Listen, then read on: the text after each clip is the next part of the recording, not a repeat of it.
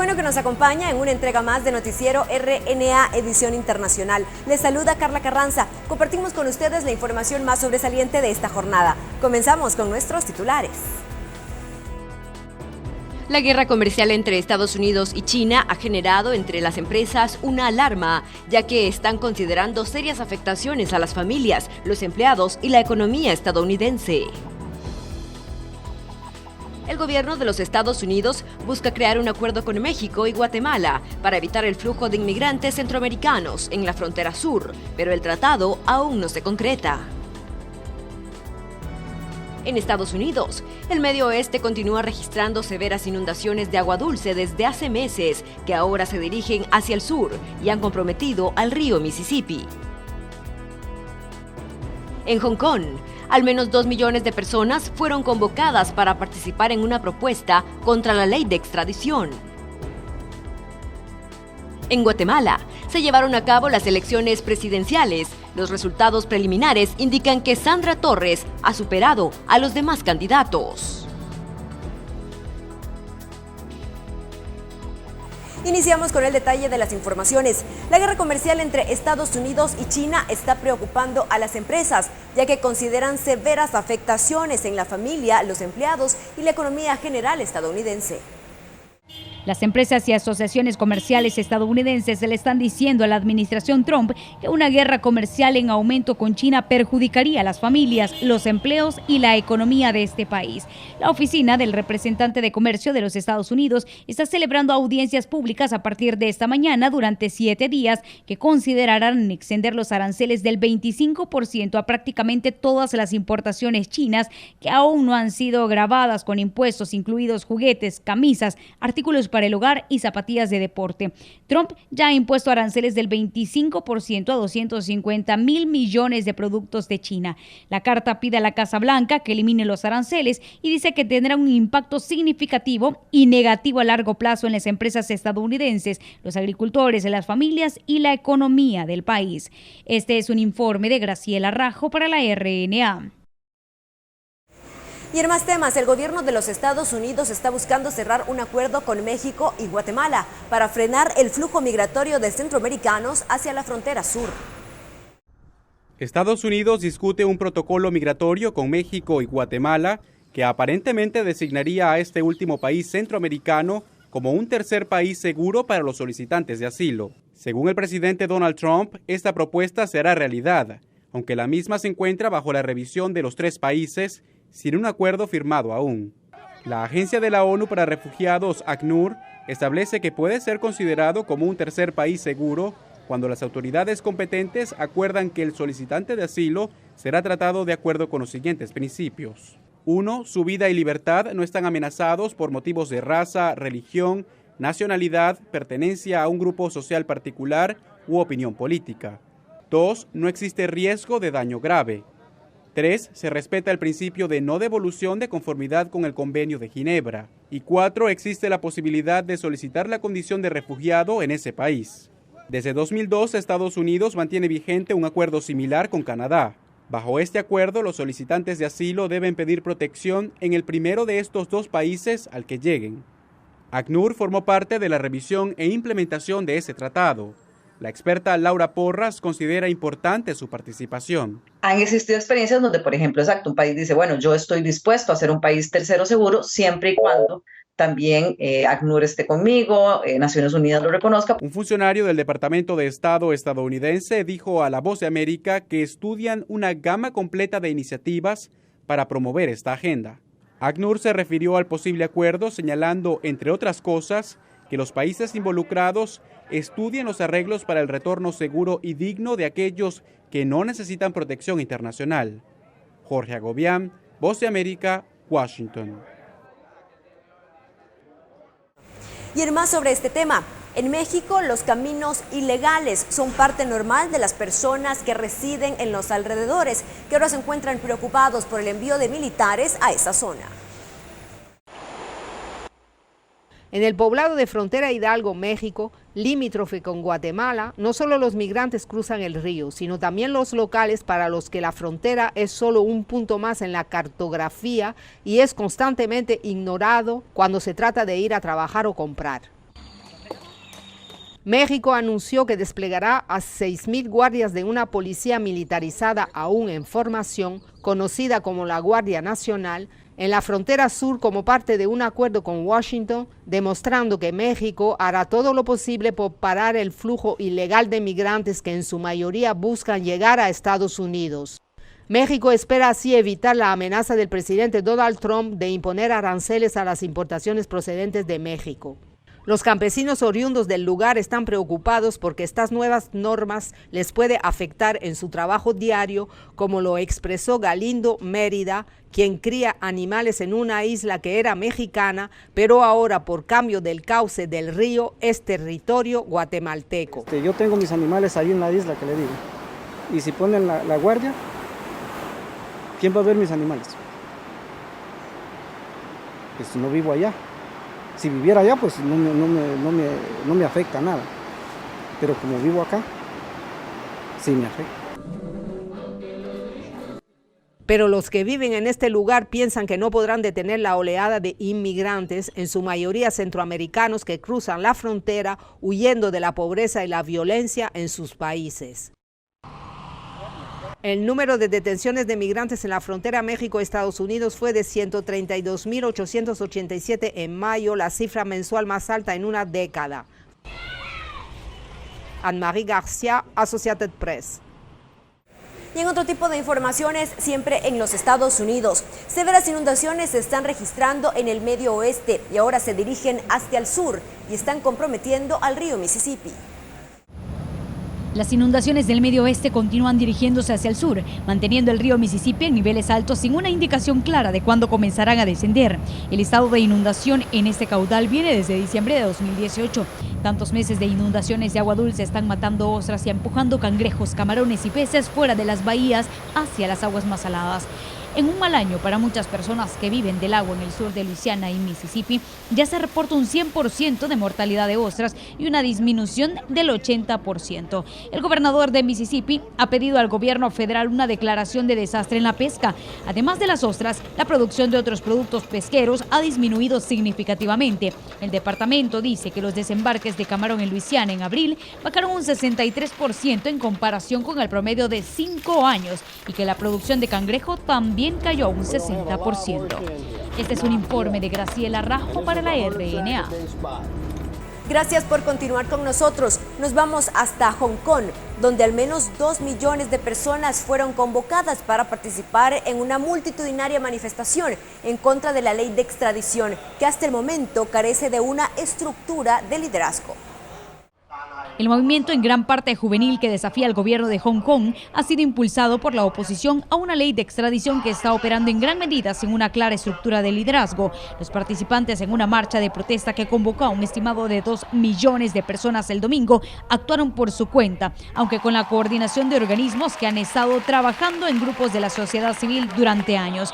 Los inconformes se inspiraron en sus manifestaciones masivas del llamado Movimiento Paraguas, que cerró partes de la ciudad en 2014 para exigir el sufragio universal de las elecciones para el líder de Hong Kong.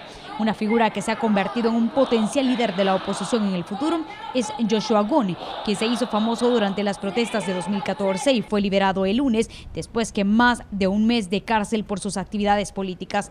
Los activistas rechazaron las disculpas de Lam por su manejo de legislación, lo que permitiría que los sospechosos fueran enviados a China continental para ser juzgados. Este es un informe de Graciela Rajo para la RNA.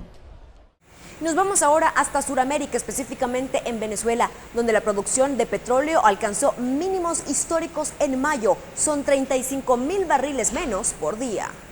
La situación en la industria petrolera venezolana no escapa de la crisis que atraviesa el país. Cifras de la Organización de Países Exportadores de Petróleo muestran que la producción disminuyó a 741.000 barriles diarios. El exdirectivo de la estatal venezolana PDVSA, José Toro Hardy, señaló que actualmente ni siquiera se justifica un embargo al petróleo del país debido a la caída en su producción. Pero el impacto viene por otro lado. PDVSA, que es la empresa estatal petrolera venezolana, la industria petrolera, fue la empresa que tradicionalmente, o el sector que tradicionalmente más aportaba al bienestar de la economía venezolana y de los venezolanos. PDVSA lamentablemente ha sido la empresa que más aporta al empobrecimiento de los venezolanos hoy en día. El experto petrolero destacó que el déficit de la empresa es tan grande que para que continúe operando depende del auxilio financiero que le aporte el Banco Central del país. Se trata de dinero sin respaldo, dinero inorgánico que emite el Banco Central y que a través de PDVSA se incorpora a la masa monetaria. Por lo tanto, hay muchísimo dinero circulando en la economía venezolana tratando de comprar bienes que no existen. Sin embargo, el actual presidente de PDVSA alega que la baja de la producción es por lo que cataloga como un ataque dirigido por parte del gobierno de Estados Unidos. En todas partes del mundo, para afectar la finanza, para afectar las operaciones de PDVSA. Es una guerra económica dirigida para ahogar al pueblo de Venezuela. Álvaro Algarra, Voz de América, Caracas. Y continuamos hablando de Venezuela. La ciudad de Maracaibo es una de las más afectadas por los apagones que se continúan registrando. La población tiene que recurrir a la compra de generadores, pero no todos tienen recursos para adquirirlos. Wilfido Briñez se considera afortunado de vivir con el rugido de los generadores eléctricos al otro lado de su puerta en Maracaibo, la segunda ciudad más grande de Venezuela.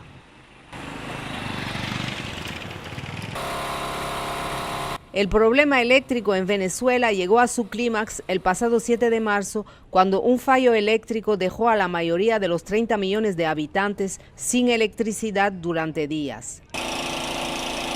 Briñez, de 52 años, recurrió a sus ahorros de emergencia y a la ayuda de familiares en Florida, Estados Unidos, para comprar un generador que le costó más de $1,200 con el envío y la instalación.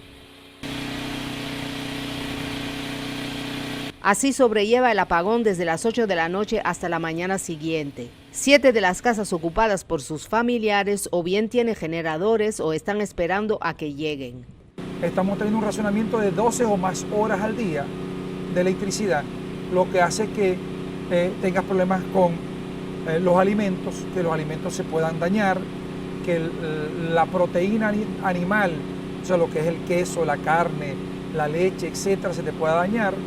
Y entonces no te queda otra que esos ahorros que tienes para cualquier emergencia invertirlos en comprar una planta.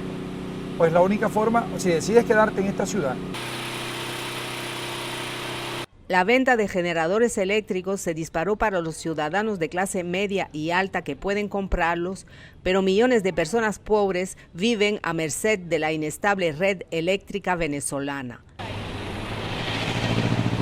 Una casa con todo su equipamiento requiere un generador de unos $1,000, una pequeña fortuna en un país donde el trabajador medio gana $6,50 al mes. Los detractores atribuyen la crisis en Venezuela a la revolución socialista que lanzó el expresidente Hugo Chávez hace 20 años.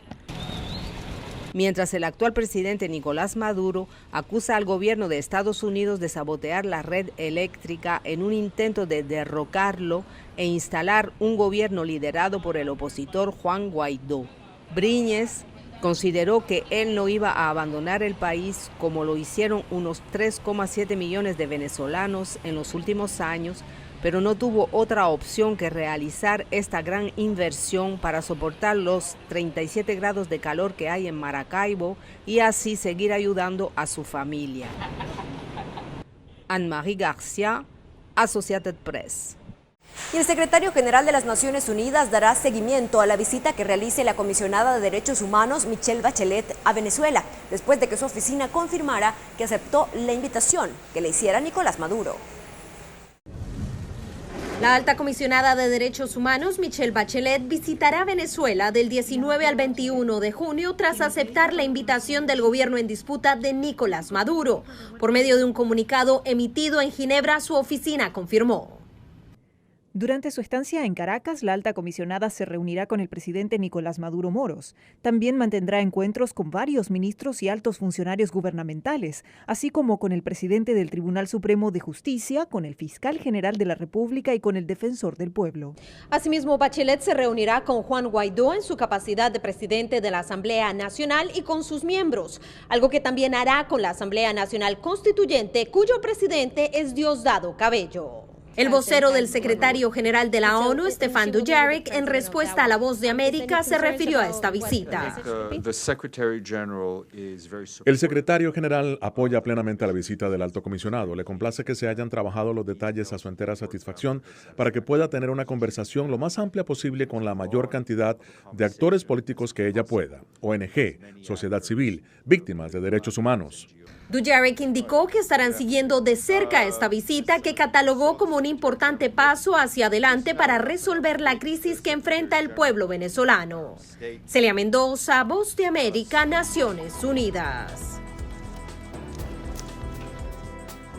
Estamos de regreso con Noticiero RNA Edición Internacional. Nos vamos ahora hasta Centroamérica. Y es que en Guatemala los ciudadanos asistieron a las urnas para emitir su voto y elegir al próximo presidente. Durante la jornada se conoció de varios retrasos en las aperturas de las urnas. Además, en Esquipulas, simpatizantes de dos agrupaciones políticas causaron disturbios. Las autoridades del Tribunal Supremo Electoral dieron por finalizado el proceso de votación a las 6 de la tarde para elegir al sucesor del presidente Jimmy Morales, a 340 alcaldes, 160 diputados locales y 20 representantes al Parlamento Centroamericano. Hasta el cierre de esta nota, la ex primera dama y candidata socialdemócrata Sandra Torres parecía ser la favorita, pues supera a los demás candidatos.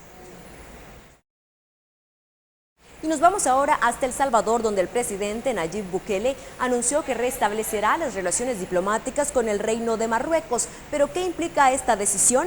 En el siguiente informe le contamos. Hemos decidido dar por terminadas nuestras relaciones diplomáticas con el Frente Polisario, o como ellos hacen llamar la República Árabe Saharaui Democrática.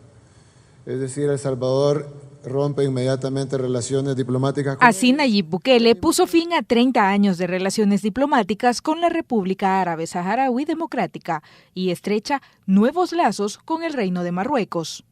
La relación con el Reino de Marruecos se vio debilitada desde hace muchísimo tiempo, y no solo con el Reino de Marruecos, sino con todo el mundo árabe, por una decisión que no tuvo sentido. No sé por qué la hicieron y me imagino que fue por cuestiones ideológicas. Estamos abriendo realmente las relaciones diplomáticas reales, duraderas, de cooperación, bilaterales en este caso, pero multilaterales con todo el mundo árabe, porque estamos haciendo lo correcto.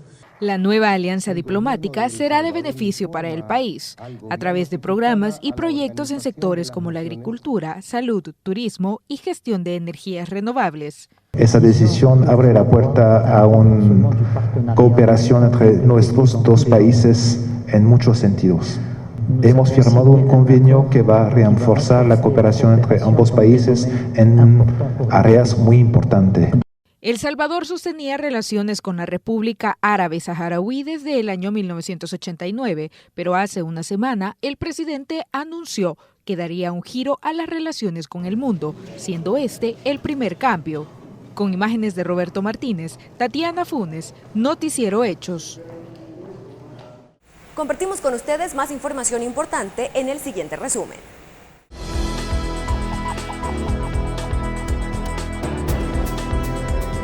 Irán romperá el límite de almacenamiento de uranio establecido por el acuerdo nuclear de Teherán con las potencias mundiales en los próximos 10 días, dijo el lunes el portavoz de la Agencia Atómica del país. El portavoz advirtió que Irán podría enriquecer uranio hasta un 20% a paso de los niveles de armas.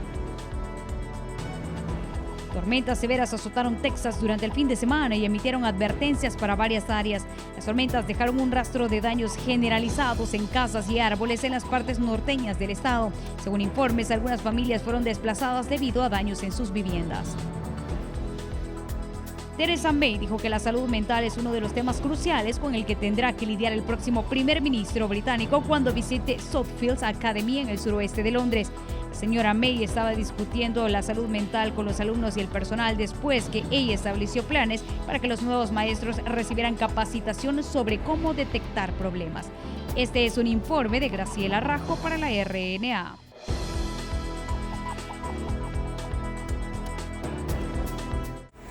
Llegamos al final de esta entrega de Noticiero RNA Edición Internacional.